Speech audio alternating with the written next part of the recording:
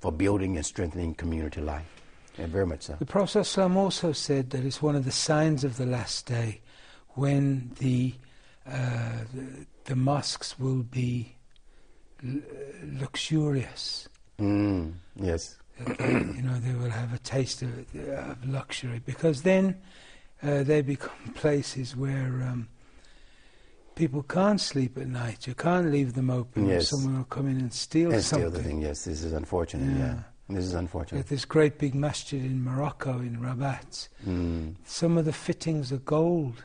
My goodness. And what happened was people came with files, file them away.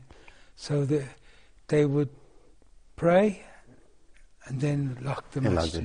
Yeah, it's better for simplicity, actually, and mainly for the point of being able to really to have the masjid to fulfill the purpose that it was established for, and that's for the worship of Allah. If there's gold and ornate fixtures all around, it could be a little difficult sometimes, perhaps, to do that. But simplicity is best. And of course, there's an enormous amount of cost, that is involved in doing that. But of course, alhamdulillah, to beautify the masjid without being extravagant, it's okay. You can use good materials. And you can use good materials to do that. And it doesn't have to be the most expensive materials, but it can be very good materials, good materials that would beautify the masjid and, alhamdulillah, be reflective of the bounties that Allah has blessed the community with, alhamdulillah. Yeah, alhamdulillah. Do you see any increase in purpose-built mosques in America? I know in Britain this is happening. This is happening more and more now because... in spite of the cost. In spite of the cost, many Muslims want this. And there are, of course, alhamdulillah, many wealthy Muslims in America these days. And the Muslim communities are, fairly financially, sound. And so money is raised and, to do that. So that is happening with some frequency now, in spite of the cost. In North Carolina? In North Carolina, yes. In my my hometown where I was born, the masjid there, the Islamic Center of Raleigh. I'll give it a plug. It is a purpose-built facility. Actually, now there are 2 structures there. We just completed the 2nd floor of the masjid, so now there's a separate space there for the women with the glass panels so they can see the imam. And has expanded the male area. And then there's a 3rd floor now to expand the school. And then there's the gymnasium there.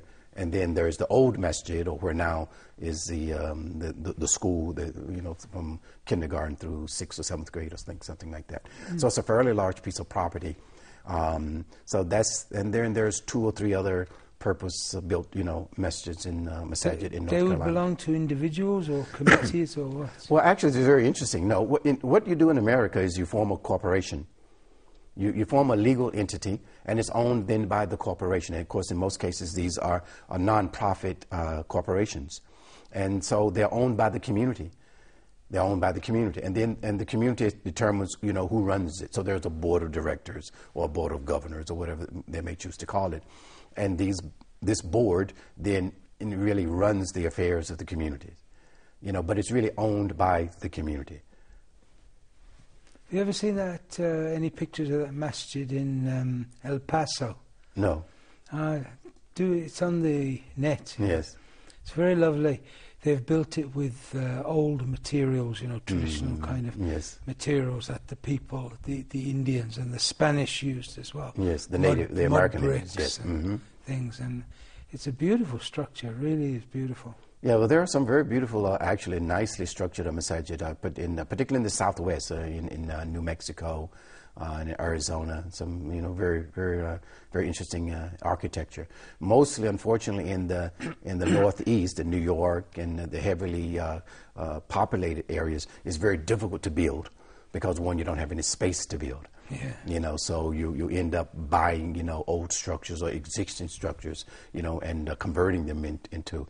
But in the South, on the Southeast, and in many places in the Midwest and in the West, you have lots of land is available, so it's a lot easier if you can afford the land.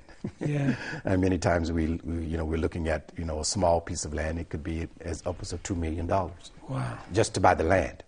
Yeah. Then of course you have to now buy the structure, which again can be quite prohibitive. It's amazing. Yeah.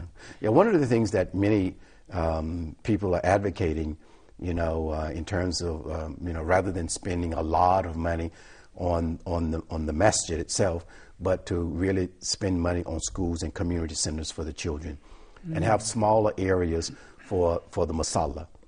Why? Because in America, you don't have densely populated areas of Muslims like you have here in the Muslim countries. So in most cases, most masajid in these kinds of places are mostly used, in terms of the populated, during Salatul Jummah. During the time of Salatul Jummah, so one day a week. Yes, there are some people, of course, for Fajr and for Maghrib and Isha, but the vast majority of the people, 9% of the people, only come to the masjid, in time for Salatul Jummah. Not because they only, that's because the Muslims are so spread out. Someone may live 30, 40 minutes away from the masjid, or he's working in such a way that he can't get to the masjid for the 5 daily prayers, and there may be only 1 or 2 masajid in that city. You understand what I mean? Yeah. So some of the thinking has been that as opposed to spending millions of dollars on having this wonderful, beautiful structure and this huge masjid just for one day, why not now look at building school and recreation center for the children and have a smaller area? And if the people can pray outside or whatever they have to do, to accommodate the people doing Salatul Jummah. Because it could serve both purposes. Some could serve both purposes. And actually you have an assembly hall in a school, you can pray there. Well, we've done that. And actually we did that at Islamic Center in Raleigh. The gymnasium, by the way, would be used for Salatul Jummah. So during Salatul Jummah, we just put out the rugs and carpets, and and so it's used for the masjid. Plus, you have a friendly climate there. And then exactly right. Yeah, it's very nice. Yeah, but this is enclosed, so it's okay. It's a enclosed gymnasium. And then once the prayer is over for Salatul Jummah, then there are doors that are closed off, and then the gymnasium can be used for the recreational activities for the kids and for us big kids too. And then there's still the main prayer area, for the regular prayers that could hold maybe a couple hundred people.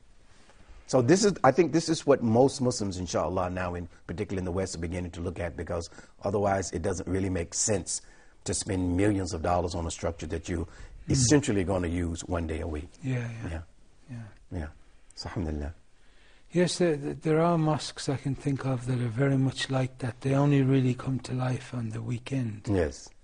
But again, going back to the traditional use of and purpose of the masjid, it should be alive all the time. Yeah. All the time. People should be in the masjid. It should be used for teaching, for education, for social gatherings, for the weddings, for the, for the meetings, for community concerns. This is how really it was used during the time of Prophet ﷺ, and it builds strength. And this is when you get to know people. You get to know them because you're working together. If you're on a committee with the brother, or perhaps even with some sisters, you begin to know the people. And you know about them and their lives and their concerns and their activities, And by the way, I know you're smiling. The women, even during the time of the Prophet ﷺ, the women were involved in the message, They were part of the community life. Of course, we have to do that within the bounds of Islamic etiquette. I can't see them piping up in meetings. Well, that does happen, I'm afraid. Yeah, sometimes it does, But, alhamdulillah, this is something the women, during the time of the Prophet ﷺ, they were part of the community life, and they added to the community. The Prophet ﷺ consulted them about the affairs of the community. And so the women, again, should not be stopped from, being supportive and being active, in community life. Now, that all should be done within the context of the bounds of what is Islamic conduct and et cetera, in terms of the mixing of men and women and et cetera. But nevertheless, it should be provided for. Good. Alhamdulillah. Well, thank you very much for coming and talking about this. It's been very interesting. Inshallah. Yeah. And thank you also, dear viewers, for watching. We hope, inshallah, you'll join us at the same time next week. From Muhammad Nubi and myself, Uthman Barry, Assalamu alaikum wa rahmatullahi wa barakatuh.